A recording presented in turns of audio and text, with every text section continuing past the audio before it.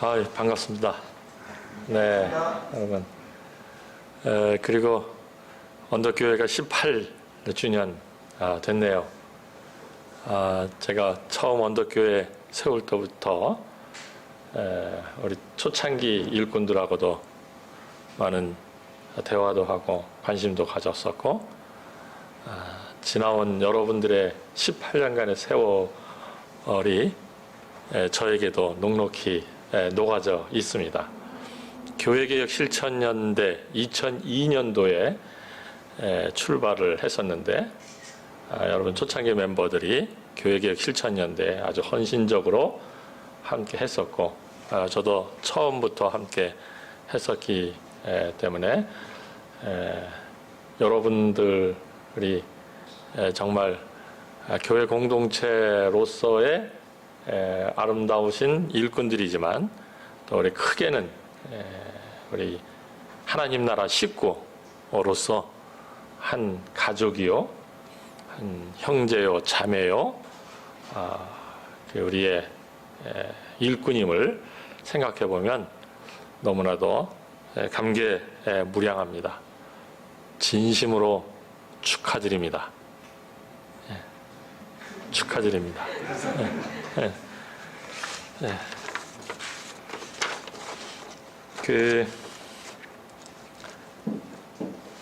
그런데 사실 이제 교회는 이렇게 우리가 모여서 사랑을 나누고 즐거움을 나누고 또 신앙의 성숙을 맛보면서 기쁨과 그런 감사 또 은혜가 넘치는 공동체임에는 틀림이 없지만, 사실 교회 공동체는 이 땅에서 참 많은 수고와 헌신, 그리고 오늘 본문에 이야기했듯이 고난이 따른다는 것입니다.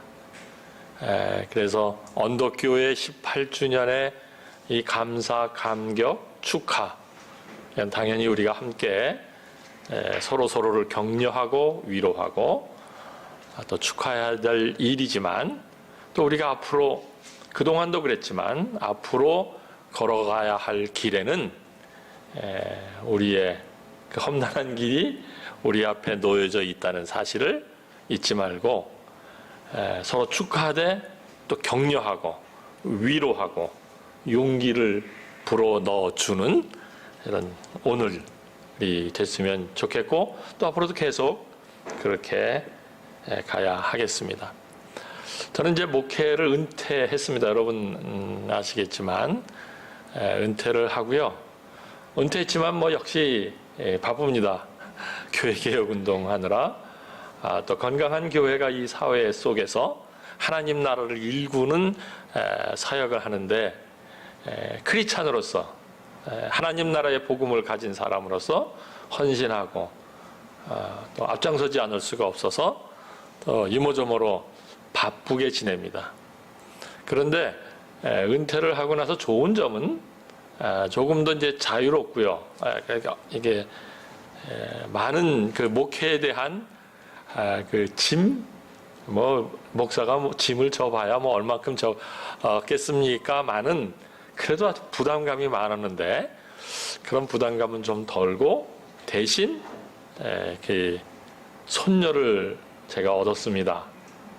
손녀에게 푹 빠져서 너무너무 행복하고 재미있게 여러 바쁜 와중에서도 은퇴 생활을 하고 있습니다. 저는 이제 양평에 살고 있습니다. 중미산 근처인데요. 아주 공기도 좋고, 또 제가 있는 곳은 이렇게 좀 고지대라서요, 공기도 맑고, 이 서울보다는 한 4, 5도 차이가 나는 온도차가 그렇게 춥습니다. 그래서 너무 잘 지내는데, 양평에서 여기까지 오늘 차 타고 와서 그렇게 긴 시간은 아니지만 꽤 멀리 제가 달려왔다는 것을 여러분들 앞에 얘기하면서 이렇게 먼 걸음에 여러분들을 축하하고 또 격려하고 또 용기를 함께 갖기 위해서 왔으니까 마음을 같이 해서 이 자리에 함께 하신 분들, 또 온라인으로 함께 하신 분들 모두가 우리 하나님 말씀에 좀 집중하고 힘을 얻는 시간이 됐으면 좋겠습니다. 여러분들은 개역개정 성경을 보고 계시군요. 저희는 그 세번역 성경을 봅니다. 그래서 세번역 성경, 개역개정 아주 좋은 그 번역이 되었고요. 아주 좋은 성경입니다. 세번역 성경에는 조금 더 오늘 이 말씀이 좀 쉽게 다가옵니다. 그래서 제가 세번역 성경으로 다시 3절부터 5절까지 읽어드리겠습니다. 여러분 개역 성경을 보시고 귀로는 제가 읽는 말씀을 들으시고 눈으로 보시면 되겠습니다. 형제자매 여러분, 우리는 여러분을 두고 언제나 하나님께 감사를 드릴 수밖에 없습니다. 그렇게 하는 것이 당연한 일이니 그것은 여러분의 믿음이 크게 자라고 여러분 모두가 각자 서로에게 베푸는 사랑이 더욱 풍성해 가고 있기 때문입니다. 그러므로 우리는 온갖 박해와 환난 가운데서도 여러분이 간직한 그 인내와 믿음을 두고서 하나님의 여러 교회에서 여러분을 자랑하고 있습니다. 이 일은 하나님의 공의로운 심판의 표현이 하나님께서 여러분을 하나님 나라에 합당한 사람이 되게 하시려고 주신 것입니다. 여러분은 참으로 그 나라를 위하여 고난을 당하고 있습니다. 조금 더 쉽게 다가오죠. 이 말씀을 간단히 다시 재정리를 해보자면 바울이 쓴 서신이고요. 신약 성경에서는 가장 먼저 기록된 기록물이 데살로니가 전서입니다. 오늘 읽은 이 데살로니가 후서는 2편이긴 하지만 언제 썼을까라고 하는 것은 학자들에게 아주 많은 논란거리입니다. 또 데살로니가 후서가 바울이 썼을까라고 하는 저자의 그런 질문도 많이 있는 그런 것입니다. 그러나 전서와 후서에 동일하게 흐르는 것은 데살로니가 교회를 매우 자랑스럽게 생각하고 있다는 이 저자의 표현입니다. 데살로니가 전서가 바울이 썼다면 바울이 그만큼 데살로니가 교회를 소중하게 여기고 감사하며 아주 많은 교회들 중에 자랑으로 여기는 교회라는 것입니다. 후서가 누가 썼든지 간에 바울의 영향을 받았든지 아니면 바울과 실로아노와 디모데의 공동 작품이든지 또는 제3자이든지 데살로니가 교회는 참으로 칭찬받는 그러한 교회입니다.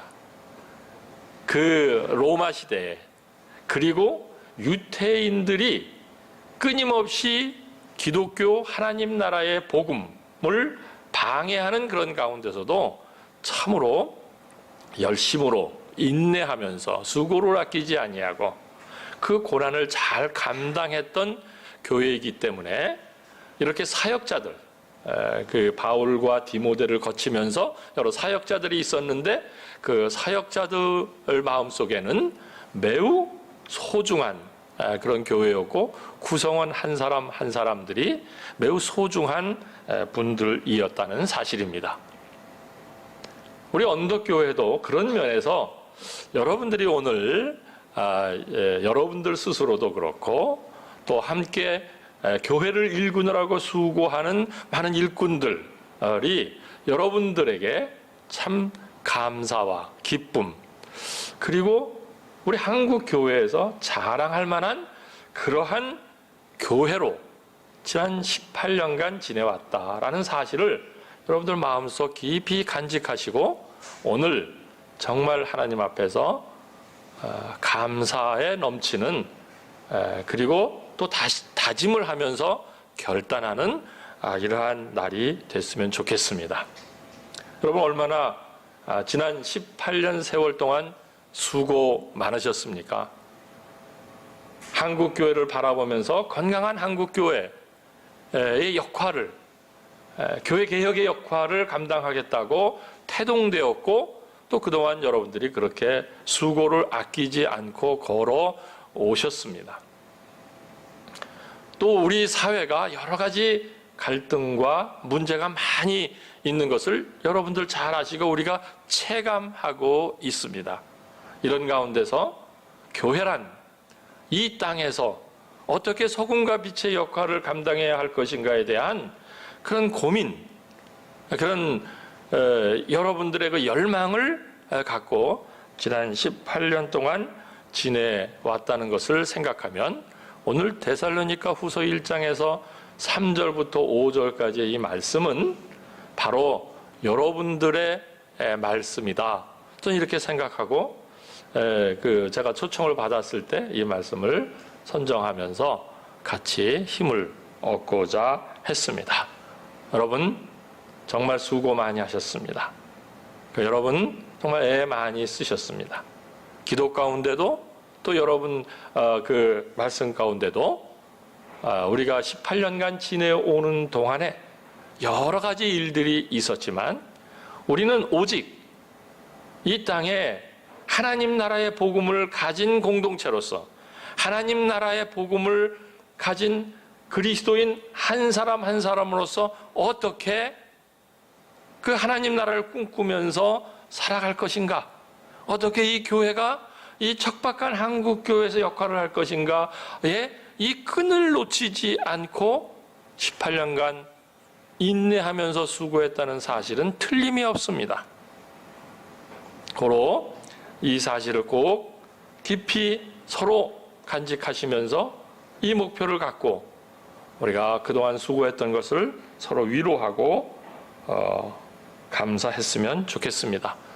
이 비대면이 됐으면 떡도 나누고 성찬도 나누고 또 정말 우리가 함께 춤추며 감사하는 이런 멋진 장이 여러분들에게 펼쳐졌을 텐데 또 이웃교회들과 함께 초청하면서 큰 한 잔치 한마당을 벌여도 손색함이 없을 텐데 20주년 때는 꼭 그렇게 되기를 바랍니다. 그래서 우리 동역교회들도 있는데 여러분들 함께 불러서 그런 큰 잔치 한마당을 여시면서 이 오늘 본문에 나왔던 데살로니가 교회의 이 아름다운 모습을 재현해내시는 우리 언덕교회 여러분들이 되시기를 바랍니다.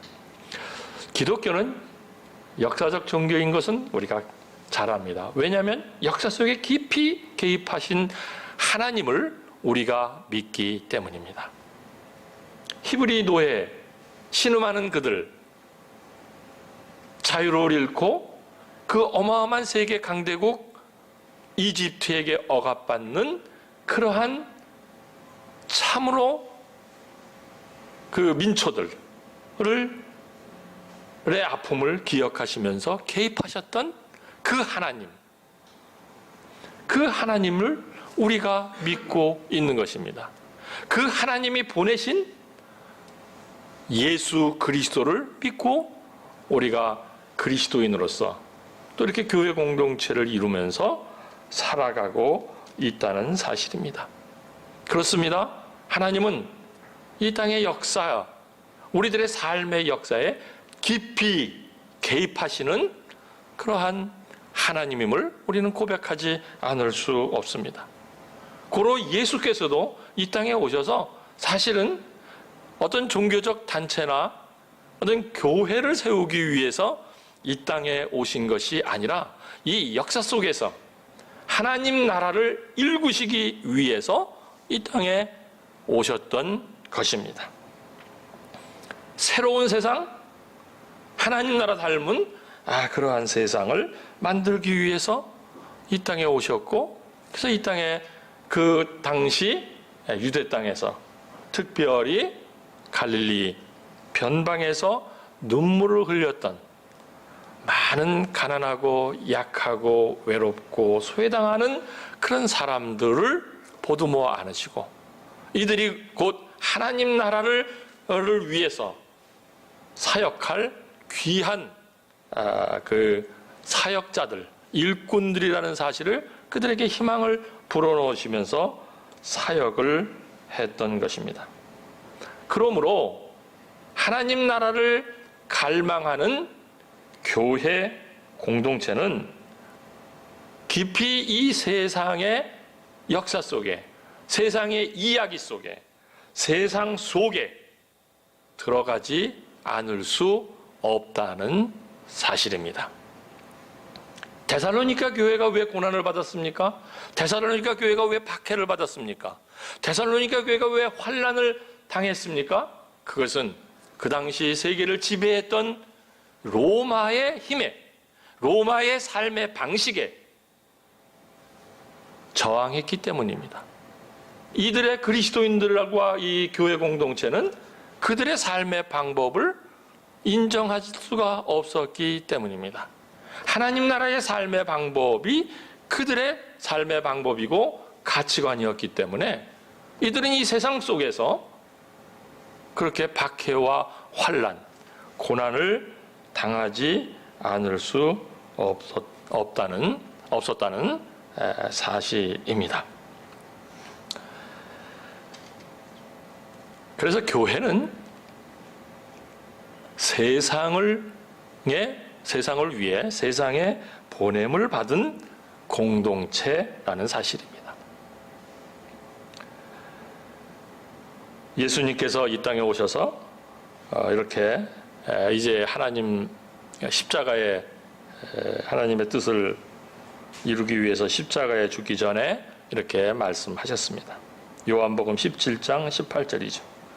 아버지께서 나를 세상에 보내신 것 같이 나도 그들을 세상에 보내었다라고 보내었고라고 말씀하고 있습니다. 우리 주님께서 이 땅에 오셔서 하나님 나라의 사역을 하시면서 제자들을 삼으시고 그 제자들은 12명, 40명, 나중에 마가의 다락방에 120명 정도 모였었는데 그들은 다 이 세상을 향해서 세상에 보내기 위해서 주님은 그런 제자들을 삼으시고 자신의 사역과 삶을 보여주셨습니다. 마이클 프로스트 선교학자죠. 이렇게 말하고 있습니다. 얼마나 세상으로 보냄받은 의식을 갖느냐가 교회의 관건이다 라고 마이클 프로스트가 말했습니다. 교회는 교회 공동체 자체를 위해서 있지 않습니다. 교회 공동체 안의 식구는 서로 사랑만 하고 그 교회 공동체 안에서 즐기기 위해서만 있지 않습니다. 우리가 서로 사랑하고 격려하고 용기를 불어 넣어주는 이유는 세상에 보냄을 받은 사명을 잊지 아니하고 세상에 나아가서 하나님 나라를 일구면서 하나님 나라 일꾼으로 살아내기 위함입니다.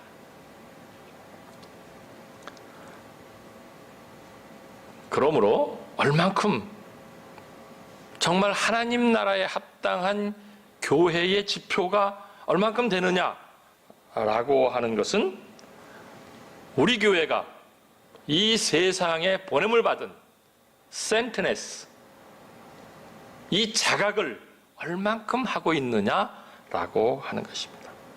언덕교회 18년간 수고 많이 하셨는데 더더욱 이 땅의 신음을 여러분들의 마음으로, 여러분들의 인격으로 받아들이면서 우리가 어떻게 하면 이 땅에서, 우리 사회 속에서 하나님 나라를 일구어낼 것인가 끊임없이 고민하고 기도하고 실천하는 이 세상에 보냄을 받은 공동체로서 더욱 세워지기를 소원합니다. 교회는 세상의 신음에 응답하는 사명이 있기 때문입니다. 요한복음 3장 16절 우리 모두는 너무나도 잘 알고 어릴 때부터 외우고 있는 말씀입니다. 하나님이 세상을 이처럼 사랑하사 그의 아들을 주셨으니 라고 말하고 있습니다. 하나님이 자신의 아들을 보내신 이유는 세상을 사랑했기 때문입니다. 세상을 자기 자신보다 더 사랑했기 때문입니다. 여러분, 자녀가 그렇습니다. 제가 손녀를 보니까 그렇더군요. 내 자신보다 더 귀하고 더 그 마음이 가고, 만일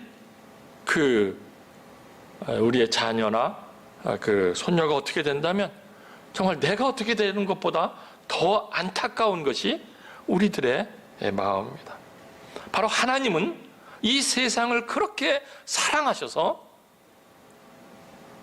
아들을 이 땅에 보냈다는 사실입니다. 그런데 우리는, 한국교회는 하나님께서 세상을 사랑하셨는데, 많은 한국교회는 세상을 사랑하지 않는다는 데 문제가 있습니다. 세상을 사랑하려면 어떻게 해야 됩니까? 세상이 돌아가는 정치, 경제, 사회, 문화에 대해서 어떻게 돌아가고 있는가를 두 눈을 뜨고 귀를 열고 마음을 열고 들여다 봐야 되지 않겠습니까?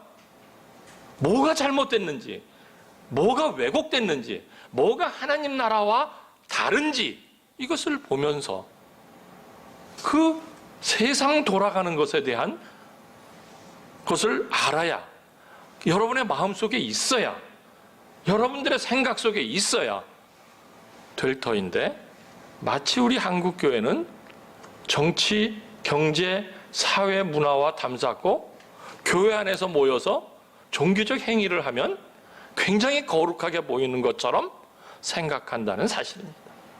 그러다 보니까 실제로 그들이 거룩한 것 같지만 세상에 나아가서는 세상에 있는 방법을 그대로 다 따르고, 교회 와서는 종교적 의식, 종교적 행위, 이것을 가지고 구별하려고 하다 보니 세상의 세속적인 것은 다 취하고 교회 와서는 거룩한 채 하는 아주 이율배반적인 교회의 모습, 이율배반적인 위선적인 우리 교인들의 모습이 되어버린 것입니다. 그래서 우리 사회는 교회를 그렇게 신뢰하지 않습니다. 아주 욕심 많은, 아주 이기심 많은, 고집만 부리는 이러한 사람으로 치부되어 있는 것은 현실입니다. 특별히 지난 요즘 코로나19를 통해서 한국교회 민낯이 드러났습니다. 신앙이라는 이름으로, 예배를 드린다는 이름으로 마구 이웃의 건강과 안전을 해치는 이러한 일을 서슴없이 자행하고 있습니다. 이웃을 사랑하라고, 내 몸같이 사랑하라고 주님께서 말씀하시고, 하나님은 이 세상을 너무나도 끔찍히 사랑하셔서 아들을 주셨는데, 교회는 세상은 사랑하지 아니하고 세상과는 담을 쌓고, 이 세상의 정치, 경제, 사회, 문화 이런 것은 담을 쌓고 세속을 사랑해버리는 교회가 되어버렸습니다. 돈과 권력과 명예와 자기의 이익만 사랑하는, 하나님은 결코 그러지 않으셨습니다.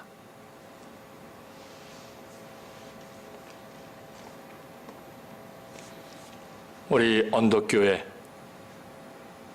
18주년을 맞으면서 이제 18년쯤 됐으면 곧 성인이 되고, 사실 서양에서는 18년 성인이죠. 우리도 성인인가요? 법적으로? 18세가요? 예. 이제는 뭐 성인이 되었습니다. 결혼을 부모 동의 없이 할 수가 있습니다. 우리도 그렇습니까? 제가 이게 법을 정확히 모르는데, 성인이 되면 하여튼 부모 동의 없이 결혼을 할 수 있는 그 정도가 됐고, 투표권이 18세부터입니까? 19세부터입니까? 아, 예, 주셨죠? 이렇게 됐습니다. 3년 전에 몰투만 교수가 우리 한국을 방문했습니다. 그래서 한국 교회를 보고 또 한국 사회를 진단하는 그러한 그 강의를 하고 또 대담을 했습니다. 거기에서 몰투만 신학자 이분은 신학의 주제는 사회가 제공하는 것이다 라고 했습니다. 신학의 그 발전과 신학의 답은 사회가 제공하는 것입니다. 홀로코스트를 지나면서 도대체 그 성서는 어떻게 얘기했으며 크리스천은 어떻게 응답해야 되는가? 전쟁을 겪으면서 이런 이 사회의 많은 그런 것들을 통해서 끊임없이 성서를 통해서 신학은 답변해야 되고 정말 신학의 주제는 사회 속에서 나오는 것입니다.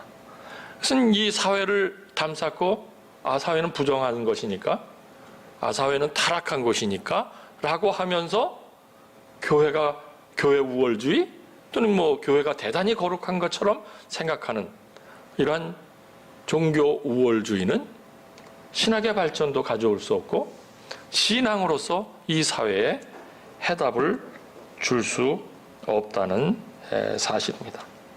그는 이렇게도 얘기했습니다. 교회가 오늘날 세상의 신음에 필요로 하는 덕목을 갖추기를 바랍니다.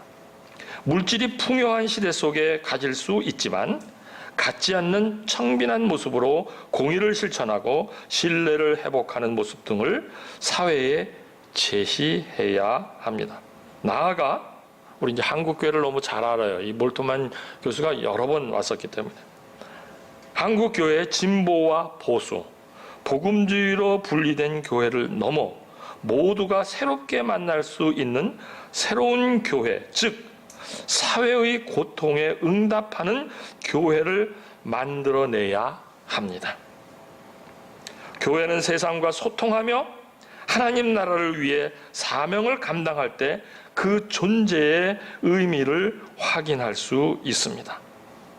그러므로 저는 교회는 사회선교라는 말을 여러분들이 많이 들으셨을 텐데 사회선교는 선교의 한 부분의 선택이 아니라 교회 공동체라면 사회선교는 필수라는 사실입니다.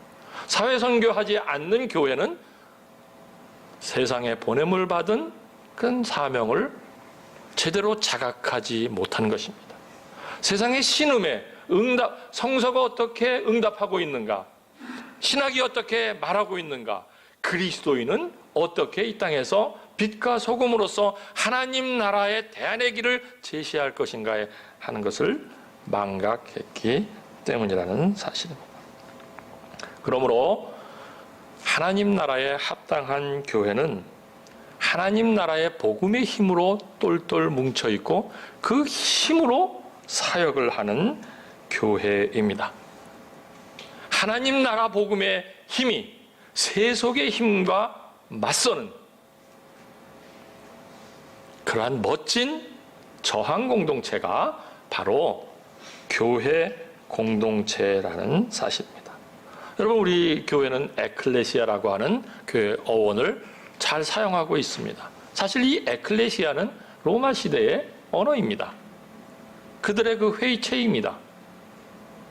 그 로마가 어떻게 이 세계를 지배하면서 서로 의논하고 토론하고 로마의 그런 영구적 지배를 할 것인가에 대한 그런 모임 회의체가 에클레시아입니다.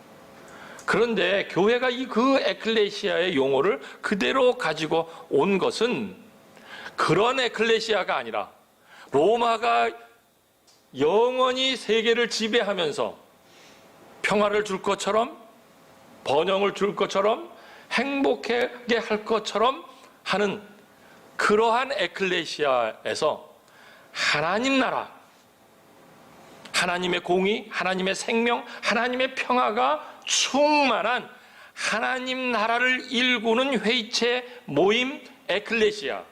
이 에클레시아와 로마가 그동안 사용하고 지내왔던 에클레시아와의 충돌, 이것이 교회의 모습입니다. 그래서 여러분들이 에클레시아라고 하는 용어를 사용할 때는 바로 로마가 사용했던 에클레시아에 저항하는 에클레시아의 공동체라는 사실을 우리는 잊어버리지 않아야 한다는 것입니다. 네, 그렇습니다. 교회 공동체는 저항 공동체일 수밖에 없습니다. 세속의 힘과 하나님 나라의 복음의 힘은 충돌할 수밖에 없습니다. 그래서 우리 주님께서 이 땅에 오셔서 그렇게 아주 간단하게 말씀하셨습니다. 그 당시 유대 종교 지도자들, 그리고 로마가 세계를 지배하면서 그 당시 삶의 흐름 속에 돈과 하나님을 겸하여 섬길 수 없다라고 했습니다. 이건 충돌할 수밖에 없습니다. 고로 교회 공동체는 저항 공동체라는 사실을 저와 여러분이 잊어버리지 않아야 하겠습니다. 교회는 저항의 힘이 있어야 합니다. 제가 아는 언덕교회는 이 저항의 힘이 아주 충만한 교회로 제가 알고 있습니다. 잘못된 권위주의, 잘못된 종교 우월주의, 잘못된 한국 교회의 그런 모습, 여기에 대한 저항이 여러분들에게 있다는 것을 저는 너무나도 잘 알고 있습니다. 더더욱이 언덕교회는 하나님 나라에 합당한 교회로서 이 세상 질서에 저항하는 이런 멋진 공동체로 세워져야 하겠습니다. 이제 18년 지나고 있습니다. 근데 여러분들, 이 언덕교회 공동체가 예수가 하나님 나라를 꿈꾸면서 종교적 조직을 위한 것이 아니라 새로운 세상, 하나님 나라를 일구는 멋진 사역을 했다면 우리 언덕교회가 바로 이 땅에 그러한 사역을 감당하셔야 하겠습니다. 여러분은 하실 수 있습니다. 왜? 여러분 속에 하나님 나라의 복음이 있기 때문입니다. 이 복음의 힘은 세속의 힘을 이길 수 있습니다. 예수께서 보여주셨습니다. 그게 십자가의 사건이고 십자가의 죽음 이후에 부활의 사건이라는 사실입니다. 제가 우리 목사님으로부터 들었는데 오늘 이렇게 설교를 마치고 과연 이 교회가 사회 선교를 하기 위해서 또 특별히 또 설교도 여러분들은 질문을 하시고 그러기 때문에 질의 시간에 한국교회 사회 선교에 대한 과제, 또 우리 한국 사회의 이런 문제, 교회 공동체가 어떻게 좀 나아가면 좋을 것인가 하는 것을 좀 이렇게 마음을 열고 서로 대화하고 또 의논하고 토론하고 질문과 응답하는 이런 시간을 갖도록 하겠습니다. 정리하면 이 땅의 교회는 하나님 나라에 합당한 교회로 세워져야 합니다. 그러나 안타깝게도 예수님 당시 유대교가 그랬고 예수님 당시 로마 권력에 있었던 많은 종교들이 그렇게 하나님 나라에 합당하거나 그 세속의 힘에 저항하거나 투쟁하려 하지 않았습니다. 그들에게는 그 당시의 그 사회의 질서에 잘못된 순응을 해가면서 온갖 하나님의 마음을 아프게 하는 종교로 전락해버렸던 예루살렘 성전, 종교 지도자, 종교인들을 우리가 잘 알고 있습니다. 데살로니가 교회는 거기에 대한 끊임없는 도전을 받았습니다. 유대 종교 지도자들이 또 유대교를 믿는 사람들이 데살로니가 교회가 가지고 있는 하나님 나라의 복음에 대해서 끊임없이 공격하고 박해를 했습니다. 더더욱이 데살로니가 교회는 로마 질서에 저항했기 때문에 엄청난 삶의 위기와 그 고통과 고난을 겪어야 했습니다. 그러나 데살로니가 교회 내부를 들여다볼 때는 너무나도 기쁨과 희망과 그리고 이 격려가 충만했던, 정말 복음의 힘으로 그 사역을 감당했던 행복한 공동체가 데살로니가 교회였다는 사실입니다. 데살로니가 교회는 우리가 이 땅을 향해서 보냄을 받았다는 사실을 잊지 않고 그 고난을 잘 감당했던 공동체였기 때문입니다. 그 땅에서 들려오는 신음의 소리를 마음을 열고 귀를 열고 들으려고 했고 거기에 응답하려고 했었던 그러한 공동체였기 때문입니다. 무엇보다 크기, 힘, 세속의 힘으로 그 공동체가 사역을 하려고 하지 아니하고 하나님 나라의 복음의 힘으로, 그 복음의 힘이 진정한 힘이다, 세속의 힘을 능가할 수 있다는 확고한 믿음을 갖고 있었기 때문에 하나님 나라에 합당한 공동체로서 세워졌고 많은 교회의 귀감이 됐고 오늘 서신서에서 우리에게 소개하고 있습니다. 잘못된 종말론이 와서 참 힘들었던 데살로니가 교회였지만 그런 잘못된 신학, 잘못된 신앙, 잘못된 가르침을 과감하게 떨쳐버리면서 나아가려고 했던 데살로니가 교회입니다. 한국 교회 번영신학으로 무너지고 있습니다. 한국 사회 돈 때문에 너무나도 탐욕적인 사회가 되었고 젊은이들이 기성세대들에 대해서 너무나도 배신감과 기성세대를 바라보면 위선으로밖에 보일 수 않는 이러한 사회가 되어버렸습니다. 언덕교회 18년을 맞으면서 하나님 나라에 합당한 교회로 멋지게 세워지고 하나님 나라 사역을 잘 감당하는 자랑스러운 교회가 되길 주님의 이름으로 소원합니다. 에 대한 질문이나 혹시 또 궁금하신 거 아니면은 설교 내용이 아니어도 우리 교회개혁 운동과 관련해서 궁금하신 점이나 이런 거 있으면 얘기해 주시면 감사하겠습니다.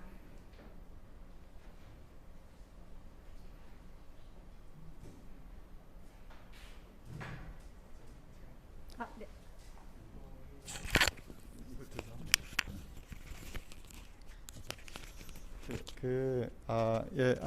감사드립니다. 좋은 말씀 감사드리고요.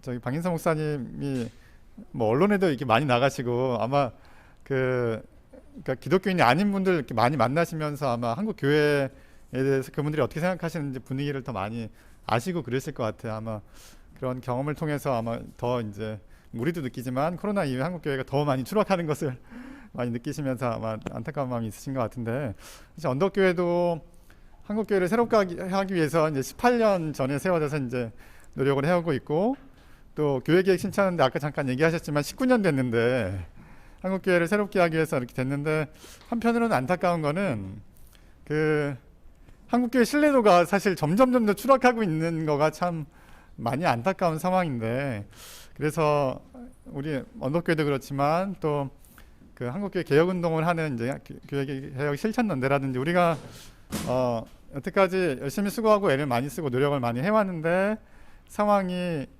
많이 나아진 것 같지는 않은 상황이어서 오히려, 그래서 우리가 뭔가 좀 새로운 어떤 방향 전환이라든지 뭔가 조금 좀 부족했던 부분이라든지 조금 더 우리가 집중하고 노력하면 좋을 만한 부분들이 어떤 게 있을지, 그런 부분들을 조금 한국교회 만약에 신뢰도라는 측면에서 한국교회 신뢰도가 상승하기 위해서 만약에 그런 측면이라면 우리가 어떤 거를 좀 하면 좋을지 그런 거를 좀 얘기해 주시면 좋을 것 같습니다.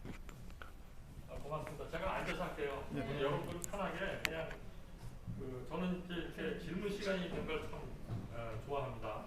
또 날카로운 질문도 해주시고 또 지금같이 저희 사역을 통해서 우리 혹시 언덕 공동체에게 또 필요한 이런 얘기가 있으면 같이 나누면 좋겠는데요. 사실 이제 교회를 위해서 교회 개혁이 있다, 뭐 이렇게 생각하면서 저는 이제 교회 개혁 운동을 했고 한마디로 교회개혁 운동 왜 합니까? 물으면 사회 변혁을 위해서 교회개혁 운동한다. 저는 이렇게 대답을 했죠. 그럼에도 불구하고 지금 이제 질문하신 집사님 얘기가 맞습니다. 교회개혁 실현도 20년 가까이 오고 언덕교회 교회개혁을 위해서 18년 사역을 했는데 정말 힘들어요. 변화된 게 뭐 있냐? 저한테도 그런 질문, 날카로운 질문들 많이 합니다. 심지어는 어떤 신학자는 방인성 목사님 때문에 빨리 죽어야 할 한국교회가 죽지 않는다. 예? 왜냐면 한쪽에서 자꾸만 개혁의 목소리를 내니까 일반 시민들은, 그래도 일반 시민들의 얘기입니다. 제 얘기가 아니고, 그래도 정신 차린 목사도 있네. 들을 만한 얘기도 있네, 그 목사들에게서. 난 목사들은 다 그냥 그 교인들 이용해가지고 그러는 줄 알았더니 그런 얘기를 하면서 약간의 브레이크 작용을 하니까 어떤 신학자는 저한테 그거 빨리 망할 교회를 망하게 만들어야 되는데 계속 그거를 망하지 못하게 한다고까지 할 정도로 교회 개혁 성과가 거의 없어요. 예? 찾으면 많죠. 우리 정관 갖는 거라든가 또 작은 교회 운동이라든가 또 우리 젊은 목회자들이 정말 목회 이렇게 해서는 안 되겠다. 또 목사로서 교인들과의 관계를 이렇게 하면 안 되겠다. 이런 좋은 밑바닥의 의미는 있지만 이제 겉으로 이렇게 볼 때는 참 많이 없어요. 그래서 제가 교회 개혁은 하나님도 못한다. 이유는 목사가 하나님보다도 높은 자리에 있기 때문에 이게 하여튼 그렇다라고 농담반 진담반으로 합니다. 그러나 싹은 트고 있어요. 저는 예수의 사역도 십자가로 다 끝난 줄 알았죠.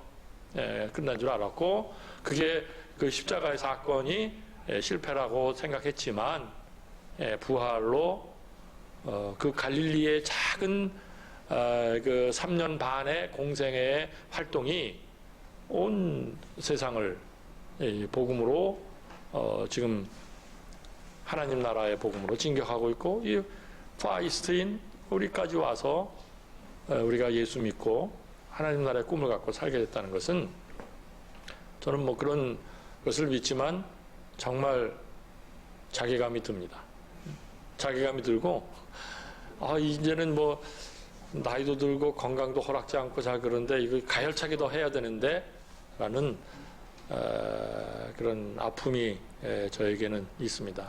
그러나 우리가 결과에 상관없이 해야 될 일이니까 하는 겁니다. 교회개혁? 여러분과 저는 개혁교회 후신입니다. 프로테스탄트입니다. 그러니까 프로테스탄트는 저항하고 계속 개혁해야 하는 겁니다. 개혁은 멈출 수가 없습니다. 하나님 나라 갈 때까지, 하나님 나라가 완성될 때까지 우리는 계속 개혁하는 것입니다. 개인적으로도 마찬가지고 교회 공동체도 마찬가지고 이 땅에 하나님 나라를 일구기 위해서 모든 영역에서 하나님 나라 복음으로 계속 개혁되고 변화되어야 하는 겁니다. 해야 되는 거 하는 건 있지 결과를 보고 할 수 있는 건 아니겠죠.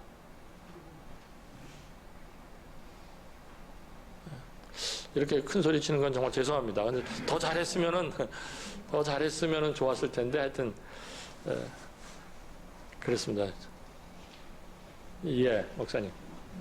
우리 목사님 아까 요즘 이제 성령 보시느라고 많이 이제 의사를 하셨는데 제가 말씀 드렸던 것처럼 최근에 개혁운동과 관련해서 최근에 이슈라든지 목사님께서 특별히 활동하고 계신 분야들을 좀 말씀해 주시면 좋겠습니다. 네, 그 19년 전에 교육개혁 실천연대가 출발했었을 상황과 지금의 상황은 많이 틀립니다.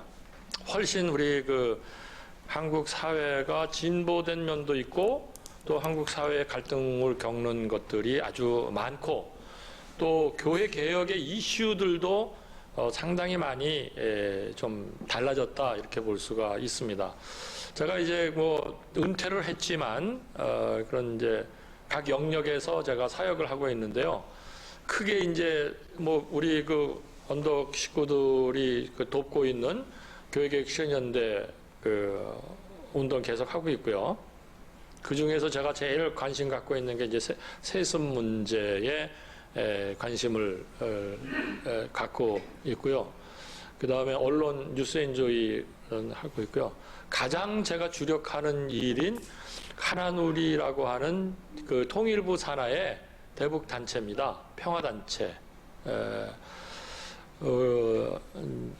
또 설명해 줄 거고요. 그 다음에 하나는 이제 기독교 반성폭력 센터라고 그 여기 3.1교회가 그 전병욱 목사의 사건을 통해서 그 한국 교회가 이게 목사들의 행태나 또 교회 내의 성폭력 문제가 심각하구나라는 사실을 3.1교회가 깨닫고 후원금을 크게 지원을 했어요.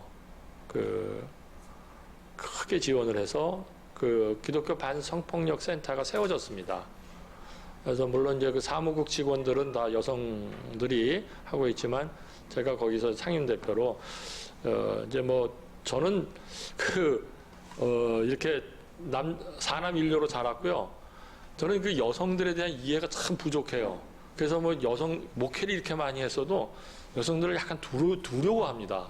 제가 그래서 막 우리 교회에서도 뭐 여성들하고의 이 관계를 잘 못해서 제 아내가 당신은 참 문제가 많다고 왜 그 여성들의 그 이해를 못하냐고 그래요. 뭐 예를 들면 어느 날 뭐 이렇게 내년부터는 뭐 이렇게 무슨 집사 직분이나 뭐 또는 자치 단체 회장을 좀 못 맡겠다고 그러면 왜 그러세요? 그러면 사정을 대요. 뭐 고3이고 뭐 그럼 그만두셔야죠. 그럼 네, 알겠습니다. 그러면 이제 그분이 돌아가셔서 아니 전 목사는 아니 그렇게 얘기하면 좀 위로도 하고 뭐 하고 붙잡기도 하고 안 할 망정 좀 그래야 되는데 그 단번에 기다렸다는 듯이 그러셔야죠. 그래서 저는 그래야 되는 거 아니라고 고3 있으시고 막 바쁘신데 교회 일에 이렇게 매임돼. 근데 그런 소통을 잘 못해요. 그러니까 그 여성들의 그 섬세한 그 감성과 또 이 언어에 대한 그런 스킬 이런 걸 잘 못하는 그런데 기독교 반성폭력 센터가 생기고 나서 저보고 그 책임을 지라는 거예요. 제가 이제 그 3.1교회 측하고 그 지원을 받아서 했기 때문에 그래서 할 수 없이 있는데 많이 배웁니다. 여성 신학자들이나 또 한국교회 실태나 이런 것을 많이 배워서 그렇게 이제 네 단체를 주로 제가 섬기고 있고요. 대표로서 뭐 촛불교회 뭐 이런 뭐 다양한 생명평화운동 뭐 이런 거는 제가 간접적으로 주력하고 있진 않습니다. 그런데 사실 우리 한국교회가 아까 그 질문도 나오셨고 우리 박 목사님도 말씀하시는데 한국교회의 작은교회 운동을 해보니까요. 패러다임이 좀 바뀌어야 되겠다라고 하는 게 우리 일꾼들의 그 생각입니다. 어떻게 바뀌냐면 교회는 이제 우리는 선교를 굉장히 열심으로 하는 한국교회입니다. 해외 선교, 뭐 지역 선교, 하여튼 그 선교에 대한 거는 굉장히 열정적인데 언제부턴가 이제 사회 선교라는 말이 등장을 했어요. 그런데 제가 그 교회개혁 운동하고 우리 사회를 보니까 우리 그 개신교의 영향력은 우리 정치, 경제, 사회 문화에 굉장히 큰 힘을 갖고 있어요.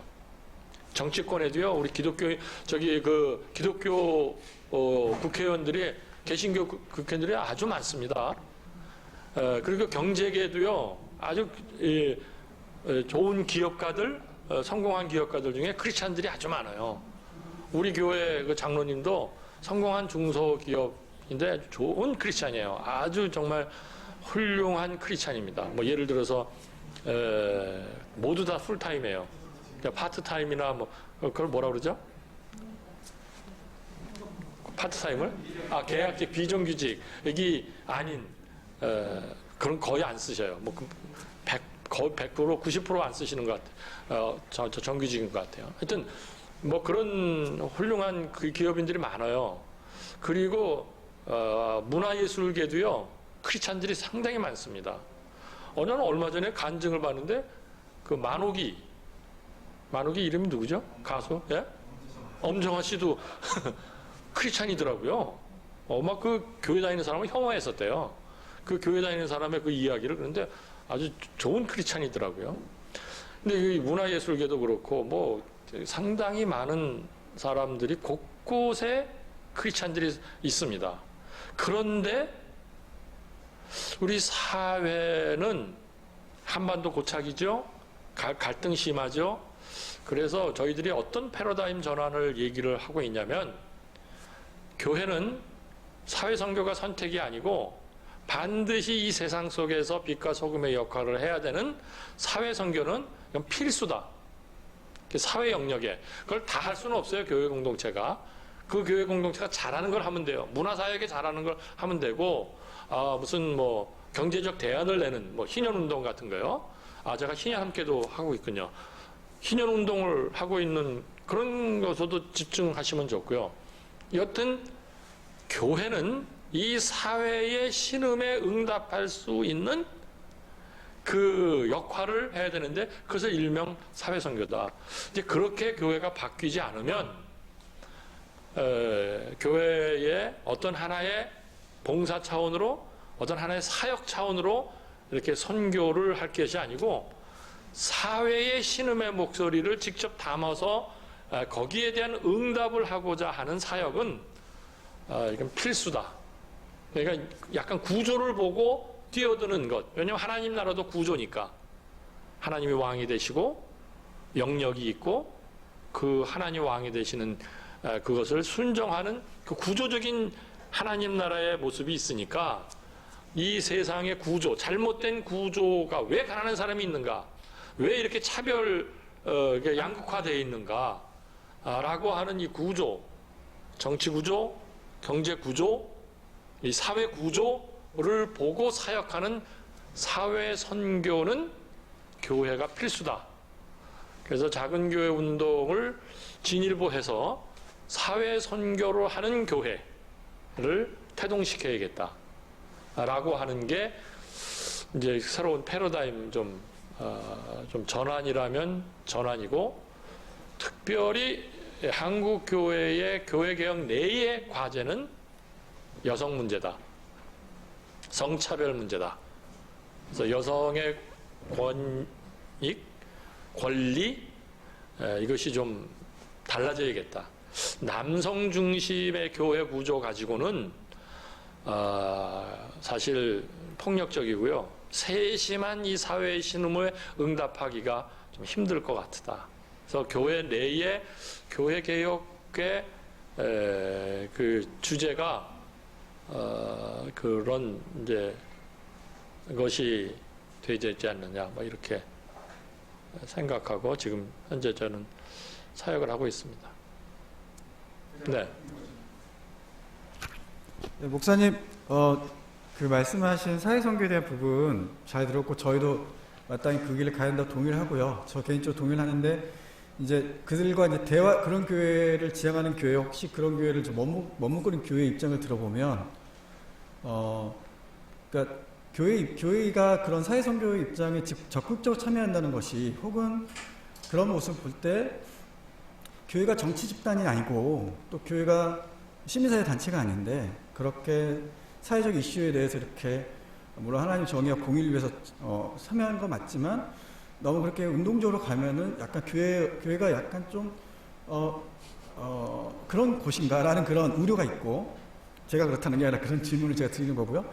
두 번째는 그런 좋은 그리스도인들을 교회에서 이렇게 양육하고 또 교육을 해서, 또 혹은 말씀하신 대로 이렇게 힘을 얻고 또 위로하고 희망을 북돋아줘서 그들이 일터에서 한 명의 그리스도인으로서, 하나의 교회로서, 좋은 시민으로서, 또 좋은 하나님의 일꾼으로서 각 개인의 영역에서 그것들 담당해 가고, 그걸 담당하기 어려운 일들을 교회 안에서 이렇게 기도하고 협력하는 것으로 교회가 가면은, 어떻게 보면 이제 교회의 운동이 두 가지, 이제 어떤 좋은 그리스도인을 만들고, 또 그리고 사회 선교라는 측면을 봤을 때 교회 공동체가 그런 우려가 있단 말이죠. 그러니까 교회가 너무 이제 정치 참여에 대해서 너무 사회 선교란 말을 내세우면 그게 가지 않을까라는 우려, 그리고 한 명의 좋은 그리스도인을 교회에서 이렇게 양육하고 이렇게 가서 오히려 그들 통해서 또 교회가 사회 속에 나타난 그런 빛과 소금의 역할을 감당해야 되지 않느냐라는 그런 우려가 있는데, 목사님 생각하시는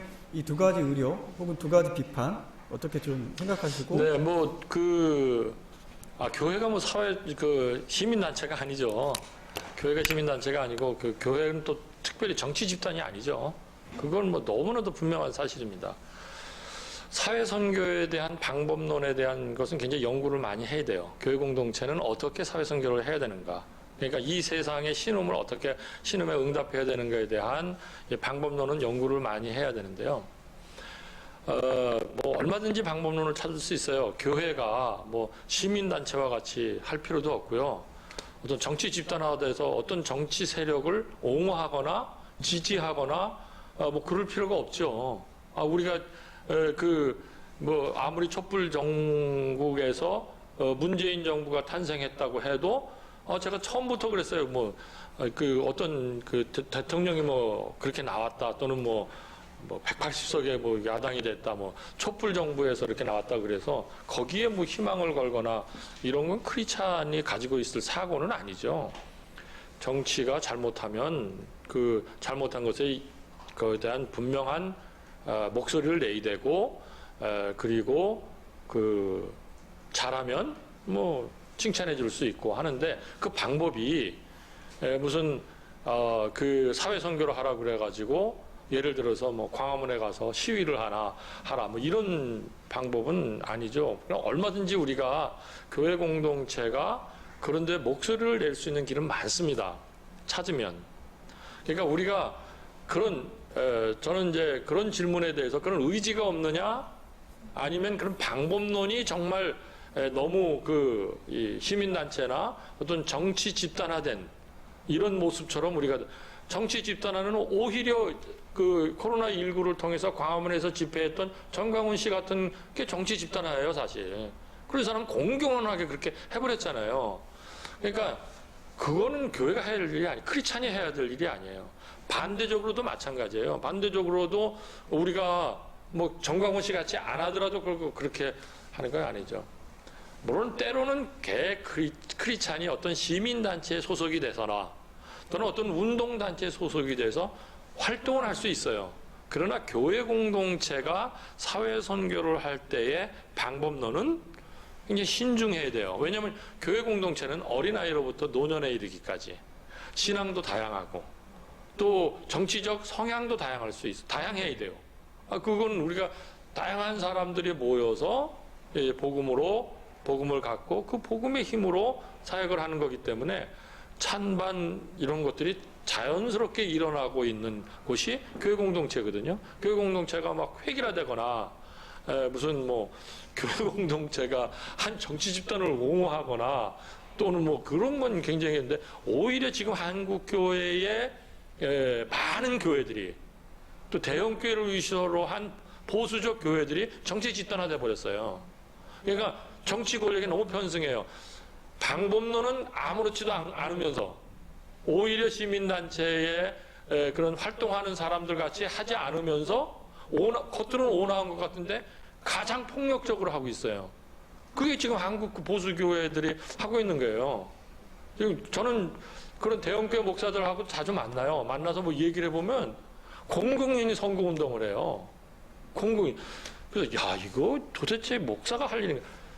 여러분들이 저 성향을 알지만 제가 우리 교회에서요 뭐 선거 때가 되거나 뭐하고 그러면요 전혀 우리 권사님들은 저보고 제 성향을 알기 때문에 뭐 이거 찍어야지 몇 번 찍어야죠 뭐 이렇게 물어보시는 권사님들이 있어서 그 권사님 나한테 물으면 위반입니다 방언거법 막 제가 이제 그러기도 하는데 그러니까 예를 들면 교회가 이 사회에 대한 정치나 경제의 목소리를 낼 때 우리가 그럴 수는 있죠. 예를 들어서 무슨 다른 어떤 그런 단체들이 뭐 성명서를 낼 때 교회가 연명을 해준다거나, 이런 것은 동의할 만한 일이다. 뭐 여러분 다 겪었잖아요. 세월호 참사, 이거는 정치와는 상관없이 이거는 생명과 안전을 위한 문제니까 이거는 정말 진상규명 돼야 된다. 이 정도는 그거는 무슨 정치에 편승된 게 아니잖아요. 근데 이런 것을 오해하는 분위기는 그거는 심각한 것 같아요. 그런 건 심각하지만 교회가 그런 데 대한 목소리, 자기의 위치, 정치적인 어떤 집단화가 아닌 정말 하나님 나라 관점에서 생명, 평화, 정의의 관점에서 교회가 태도를 취해야 될 것은 교회가 뭐 방법을 찾을 수 있죠. 또 하나 두 번째 질문에는요. 크리스찬을 교회가 좋은 크리스찬을 길러내서 영역에 한다. 예. 교회는 그 사명이죠. 교육을 해야 되는. 좋은 기업인, 좋은 교육자, 좋은 정치인을 길러내죠. 그러려면 교회는 그런 좋은 경제인과 정치인과 교육인을 길러내면 교회가 그만큼 분명한 하나님 나라의 가치관이 분명해야 돼요. 그런데 제가 아까도 말씀드렸지만 그렇게 개신교 정치인들이 많아요. 그렇게 개신교 경제인들이 많아요. 근데 사회는 이렇게 되고 있어요. 그거는 결과적으로 교회 공동체가 정말 그들이 그 삶의 영역에서 정치 영역이나 경제 영역이나 교육의 영역에서 하나님 나라의 관점으로 아까 데살로니가 하나님 나라에 합당한 사람을 만들기 위한 교회 공동체의 저항의식과 분명한 그런 시각과 가치관을 심어줬느냐? 저는 제가 만난 국회의원들이요, 거의 없어요. 무늬만 교인이에요. 무늬만 뭐 집사 장로예요. 제가 그 누구라고 안 하겠는데요. 제가 아주 심각하게 그 의원실에서 제가 투쟁을 1박 2일 제가 한 일이 있어요. 이 사람 장로예요. 그 내가 목사니까 뭐 하여튼 그러면서 아유 목사님 뭐래서 아이 뭐 저기 목사나 장로나 우린 다 이게 똑같으니까 동역자니까 우리 한번 이 까놓고 얘기 좀 해봅시다. 전혀 없어요. 전혀 없어요. 저는 이거 정말 심각해요. 그러니까 정말로 키워내야 돼요. 그런데 키워낼 뿐만 아니라 교회 공동체는 그 사람이 제대로 된 정치 영역에서 경제 영역에서 하고 있는가도 교회 공동체는 응원도 하고 감시도 해야 돼요. 그 프란시스 셰퍼 제가 그 국제장로교에서 안수받았는데요. 셰퍼가 시작한 교단이에요. 셰퍼가 그랬어요. 이 세상의 불의한 구조에 저항할 수 있는 사람은 그리스도인밖에 없다. 왜? 로마서 14장에 보면 위로부터 오는 권력에 순복해라 라고 하는 게 있어요. 그걸 우리는 왜곡해가지고요. 대통령이 세우면 대통령에게 무조건 순복해야 된다고 생각해요. 아니죠. 권력은, 권세는 위로부터 와요. 셰퍼가 그런 거예요. 권세는 위로부터, 하늘로부터 오기 때문에 민주주의에서는 우리가 뽑지만 그걸 우리가 신앙적으로 하늘로부터 오기 때문에 하늘을 아는 사람이 저항할 수 있다. 이 말이에요. 권세는 하나님으로부터 오기 때문에 하나님을 아는 사람이 그 권세에 저항할 수 있다. 이게 셰퍼가 한 얘기예요. 근데 대개는요, 너무 순응해요. 우리 크리스찬들이. 지금 이 천민 자본주의에 순응하고 있는 크리스찬들이 얼마나 많아요. 그리고 이 잘못된 이 정치 이것에 그냥 순응하고 밥그릇 지키려고 하는 자기 밥그릇 내던지면서 정말 하려고 하는 크리스찬 정치인들 힘들죠. 그러니까 키워야 되는데 교회는 키울 뿐만 아니라 제대로 키울 뿐만 아니라 감시하고 격려하고 감시도 해야 돼요. 근데 교회가 할 수 있는 일이 사회 선교할 수 있는 일이 아주 많아요. 근데 관심이 없어요. 이런 거 토론 안 해요. 우리끼리 돌아서 경제가 어떻게 돌아갔으면 좋을까? 그 성경에도 희년 경제가 있는데 왜 우리는 이 자본주의에서 이거 허덕일까? 이거 희년 경제 한 50년마다 다시 다 돌아가는 이런 거 할 수 없을까? 땅이 공유화될 수 없을까? 크리스찬이 그런 고민, 교회에서 그런 고민한다고 해서 사회에서 거기는 운동단지, 그러겠습니까? 아니죠. 이건 성서에서 나온 얘기예요. 안 해요, 안 해. 한국교회가. 희년 얘기 안 해요. 토지는 하나님의 것이다 라는 설교 안 해요. 토지 지금 사유화됐기 때문에 이 사유화로 다 돈 벌기 때문에 토지는 하나님의 것이다. 저놈은 공산주의 아니야? 빨갱이 아니야? 그럴 거 아니에요. 근데 성경은 뭐 있어요? 그건 구약 성경이죠, 목사님. 여러분 그럼 구약 보지 말아야 될 거 아니에요. 신약에도 나와 있어요. 그게 뭐냐면 초대교회 공동체가 신년 삶을 실천한 거예요. 데살로니가 교회도 핍박과 박해가 희년의 삶을 실천하다가 그렇게 되는 거예요. 왜냐 우리는 예수가 보여준 그 희년의 정신, 그 초대교회가 만들어내는 니건 내도 없이 가진 것을 팔아서, 근데 가진 거 파는 게 그 누굽니까? 그 제일 많이 판 사람, 레위인, 바나바. 그 사람 레위인이에요. 레위인은 땅 못 갖게 돼 있어요. 다른 지파는 다 땅을 갖고 레위인, 근데 어느새 희년의 정신이 무너져 가지고요, 레위인이 땅을 많이 가지고 있었던 거예요. 바나바가 그 땅을 다 팔았잖아요. 그 사도행전 4장 보세요. 가진 것을 다 팔았다. 아니 그럼 질문을 해야 될 게 크리스찬이, 아니 저기 바나바가 레위인인데 왜 또 땅을 이렇게 많이 가졌어? 그 사회가 그게 무너진 거예요. 우리가 얼마든지 할 수 있어요. 근데 관심을 안 가져요. 뭐 관심 갖냐? 예배 드리고 기도하고, 뭐 자식을 위해서 기도하고, 진급을 위해서 기도하고, 뭐 성공을 위해서 기도하고, 계속 모여서 그렇게 하니까 전혀 사회 선교라고 하는 이 말이 그냥 하나의 구제하듯이, 프로그램 하듯이. 아니에요. 이거 교회는요, 정말 정신 차려서 내가 크리스찬이 됐으면 교육? 이게 교육이 맞을까? 지금 우리나라 이 교육 시스템이 맞을까? 라고 하는 고민을 갖고 크리스찬 학부모부터 변화돼 보세요. 왜 이렇게 지금 될까? 아이 교육일수록 더해요. 크리스찬 대안학교일수록 더 비싸요. 크리스찬 대안학교 귀족학교 있는 거 아시죠? 어딘지 내가 뭐 이 공개돼서 모르겠네. 아직 내가 좋아하는 목사가 했는데 엄청 비싸요 거긴. 그리고 귀족학교야 거기요. 돈 많이 들여서. 이번에 그 코로나19로도 그 사태 났잖아요. 뭐 영어 가르쳐주고 뭐 세계를 품는 비전을 가르쳐. 비전은 뭐 비전이에요. 거기 가서 영어 잘하고, 뭐 영어 잘하면 뭐 좋은 대학이나 가고, 영어 잘하면 뭐 그 직장에 좋은데 할까. 뭐 그렇게 생각하는 자녀 교육, 그렇게 생각하는 교회 일꾼이 교회 공동체에서 나오겠어요? 제가 말하는 사회선교는요, 정말 우리 교회가 시민단체처럼 하지 않아도 우리끼리 고민을 하더라도요, 우리끼리 결심하면 돼요. 근데 언덕교회 우리 부모님들이 그 결심할 수 있을까? 내 자녀들 사교육 안 시키고 좋은 대학 안 보내더라도 할 수 있을까? 저는 우리 아들들 뭐 연구해서 잘하고 뭐 공부도 하고 막 그랬지만은 대학 그만두라고 그래서 군대 가야 되기 때문에 하고, 또 내가 이 교회 그만두게 됐어요. 교회 쫓겨난 경력 있잖아요, 제가. 그랬더니 또 일단은 뭐 경제력이 또 안 돼요.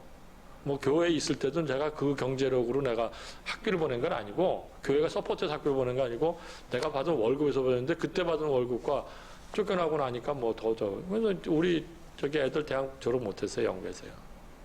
그러니까 애들이 그러더라고, 안 해도 된다고. 근데 안 해도 된다고 그러고 한국에 왔는데요, 한국은 모두가 다 대학을 나온 거예요.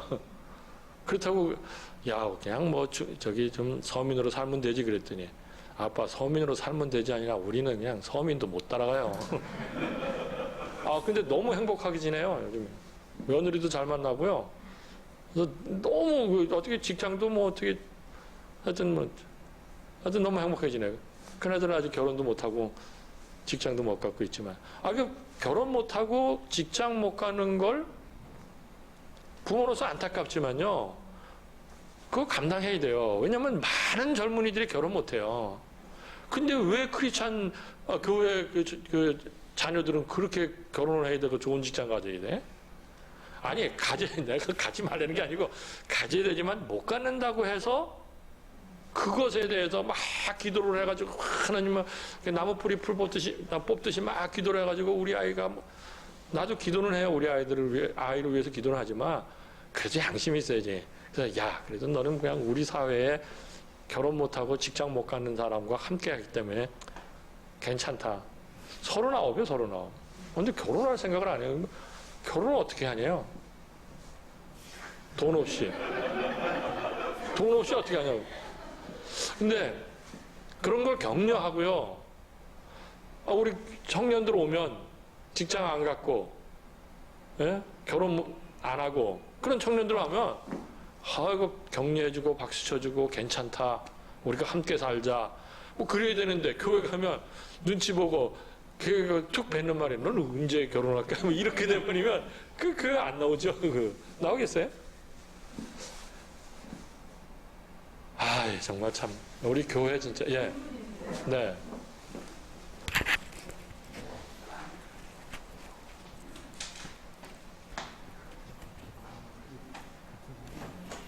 저기 이슈되는 문제 그러니까 네, 사회에서 던져주는 그런 주제 같은 것들을 네네. 다룰 때 예를 들면 세월호 같은 거요. 예를 들면 네, 그것을 다룰 때 방법론에 있어서 네, 그것을 집행하는데 실천하는 데 있어서의 의결하는 기구가 있는지 네. 아니면은 구조적으로 하나님 위에서부터 그냥 이렇게 하셔서 그 명령하에 움직이는 건지 그런 아, 시스템이 저 되어 있는지 같은 네 경우요? 예, 일선에 예. 계시니까 제가 여쭤봅니다. 네, 그런 네. 구조적인 것이 있는지 네, 네, 네.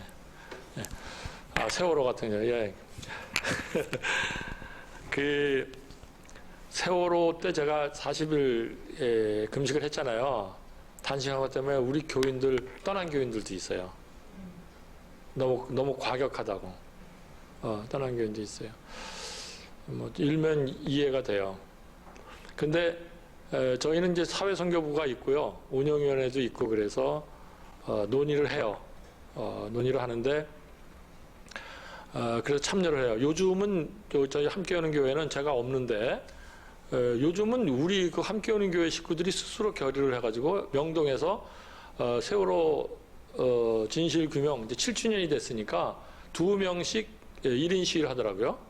그거는 뭐 제가 은퇴하고 난 다음에 결의돼서 사회선교부에서 하고 있어요. 그러니까 그런 논의 구조는 있습니다.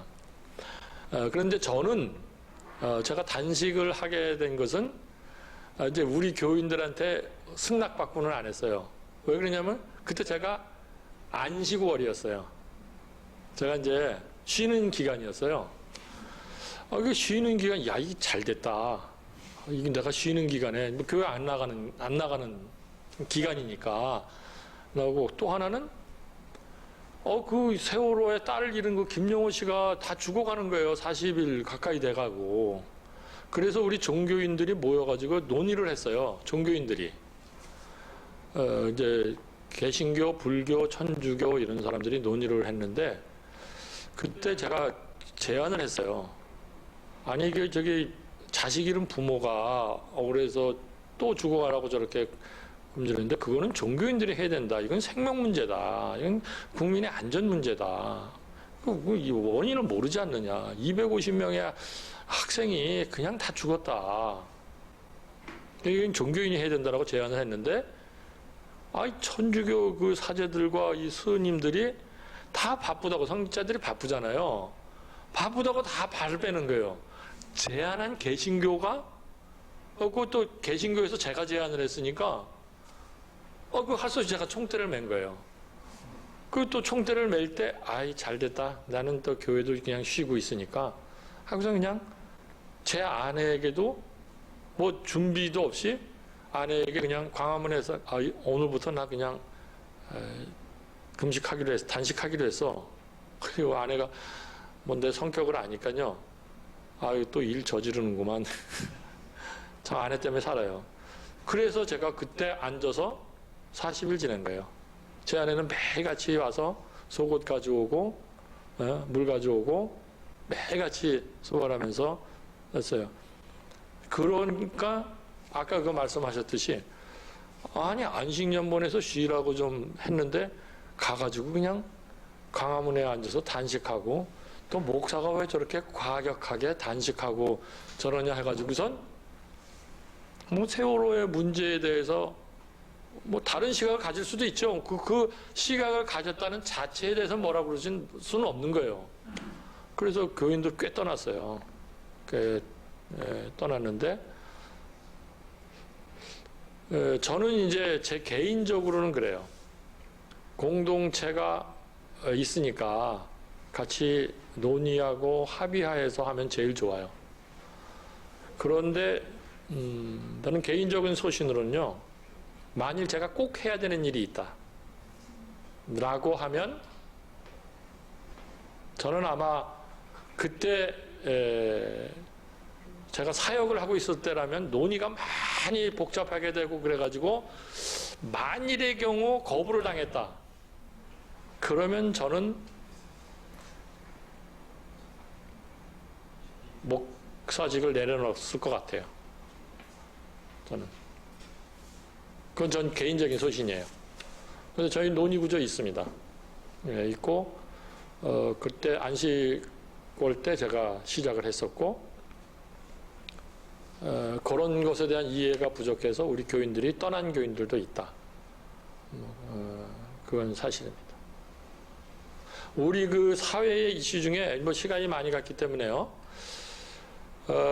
조금 이제 우리 언덕교회가 좀 생각해 봐야 될 사회의 이슈, 사회에 대한 신음, 또 우리 성소적으로 좀 해답을 줘야 되는 것에 그 세 가지를 말씀드리면, 하나는 한반도 평화 문제예요.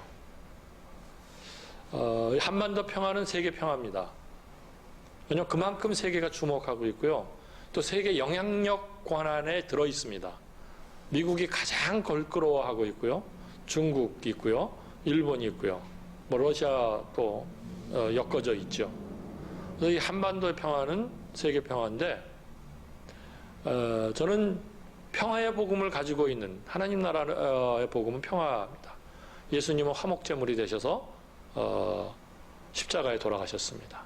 하나님과 우리 사이, 이웃과 이웃을 화목케 하기 위한 것이 십자가의 사건입니다. 평화의 복음이죠.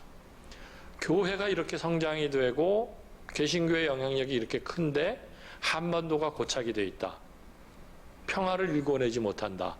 라고 하는 것은 심각하게 자성해야 되고, 앞으로 이 평화 문제는 아마 심각하게 대두될 겁니다.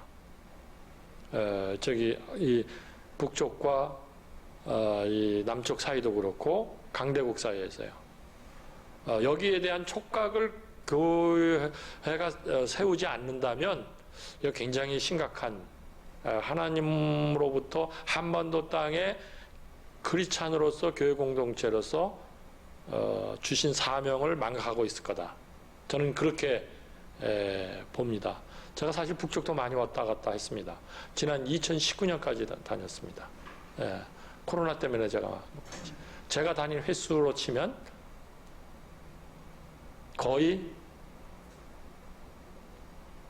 90번에서 100번 됩니다. 저만큼 많이 왔다 갔다 합니다. 그래서 제가 하도 많이 왔다 갔다 저보고 빨갱이라 그러나? 저희 조부님은 공산당에게 총살을 당하신 전력이 있습니다. 우리 가족의 비극사입니다. 저는 이 증오의 문제를 예수가 보여준 사랑으로 극복해야 된다라고 하는 걸 갖고 있습니다. 교회는 이 한반도의 평화 문제에 헌신해야 합니다. 그래서 교회가 이 한반도 평화를 일궈내고 대한경제인 희년경제를 한반도 땅에 세운다면 인류의 평화와 인류의 희망이 될 겁니다. 저는 그런 야심찬 비전이 있습니다. 적어도 분단된 땅에서 교회 공동체라면, 크리스찬이라면 평화를 일구어내고 진정으로 잘 살게 되는 경제법인 안식일, 안식년, 희년의 경제법을 도입해보고자 하는 열망이 한국교회에 필요하다. 저는 이 이슈는 굉장히 중요하다라고 저는 봅니다. 두 번째 이슈는 만몬입니다. 돈입니다. 탐욕입니다. 이거는 너나 할 것 없이 우리가 모두 지금 이 돈의 힘에 굴복당하고 있습니다. 북쪽도 돈의 힘에 지금 굴복당하고 있습니다. 지금 북쪽이 지원도 많이 받고 예전에 그래가지고요, 돈 맛을 조금씩 알아갑니다. 시장이 열렸습니다. 시장은 어마어마하게 큽니다. 이 시장이요. 그래서 제가 다니고 뭐 낮은 산봉 같은 데는요, 그 재래시장이 빌딩으로 3층 돼 있고, 이 재래시장 규모가 여러분의 동네에서 수유리의 수유시장보다 큽니다. 시장이 돼 있기 때문에 돈 맛을 알아서 지금 심각합니다. 정신 차려야 합니다. 세 번째는 차별 문제입니다. 지금 차별은 심각합니다. 세계적으로. 코로나19로 인종차별 지금 대두되고 있습니다. 이제는 뭐 여성의 권리가 좀 많이 올라가서 젊은이들은 역차별 이 얘기도 나오는 페미니즘에 대한 역차별 이 얘기도 나오는 실정인데 저는 아직 멀었다고 생각합니다. 남자 청년들이 조금 너무 성급하지 않나. 저는 수천 년간 남자 구조 밑에서 살았던 여성의 그 아픔과 그것을 알기 위해서는 한 100년은 겪어야 될 텐데 한 15년, 20년 겪고 잠깐만 이러면 되겠나. 뭐 이런 생각에서 김영민 의원이 무슨 법을 발전했던데 그 사람 조금 너무 성급한다. 뭐 저는 개인적으로 그런 생각합니다. 차별 문제 이것은 성경적으로 있을 수 없는 얘기입니다. 예수께서 여성을 보듬어 안으시고 바울은 종과 주인을 격차를 없앴습니다. 이건 성경의 정신입니다. 성경에서 가장 싫어하는 것은 사람 위에 사람이 군림하는 것입니다. 그래서 교회 내에서도 목사가 성도들에게 군림할 수 없습니다. 그 권위주의. 그것은 하나님에게 대한 모독입니다. 그래서 차별은 정말 중요한 이슈입니다. 저는 한반도 땅에서 평화 문제, 이것은 꼭 교회가 감당해야 된다. 돈 문제, 차별 문제. 이 이슈를 끌어안았으면 좋겠습니다. 이게 지금 우리 현재 우리 사회의 이슈라고 저는